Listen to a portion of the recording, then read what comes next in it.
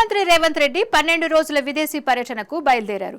ఈ నెల 29 వరకు ఆయన యూకే, అమెరికాలో పర్యటించనున్నారు. మంగళవారం రాత్రి హైదరాబాద్ నుంచి ఢిల్లీకి వెళ్లిన సీఎం బుధవారం ఢిల్లీలో జరిగే కాంగ్రెస్ వర్కింగ్ కమిటీ సమావేశంలో పాల్గొంటారు.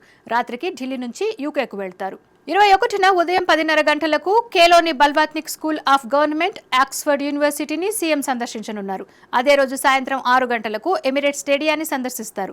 22వ తేదీ ఉదయం 10:30 గంటలకు కేంబ్రిడ్జ్ టీంతో ఇంటరాక్షన్లో పాల్గొంటారు. ఉదయం 11:30 గంటలకు senate house, university of London క్యాంపస్ను సందర్శిస్తారు. అనంతరం సాయంత్రం 4 గంటలకు లండన్ బిజినెస్ స్కూల్ను సందర్శించనున్నారు. ఇక 23న లండన్ నుంచి అమెరికాకు సీఎం చేరుకుంటారు. అక్కడ కూడా వరుస కార్యక్రమాల్లో పాల్గొంటారు. 24న ఉదయం 10:30 గంటలకు హార్వర్డ్ యూనివర్సిటీని, సాయంత్రం 4 గంటలకు ఎంఐటి క్యాంపస్ ను సందర్శిస్తారు. అదే రోజు రాత్రి 7 గంటలకు బోస్టన్ నుంచి న్యూయార్క్ కు చేరుకుంటారు. 25న ఉదయం 10:30 గంటలకు బోస్టన్లోని నార్త్ ఈస్టర్న్ క్యాంపస్ ను సందర్శిస్తారు. సాయంత్రం 4 గంటలకు వర్జీనియా టెక్ యూనివర్సిటీ టీంతో సీఎం రేవంత్ రెడ్డి సమావేశం కానున్నారు.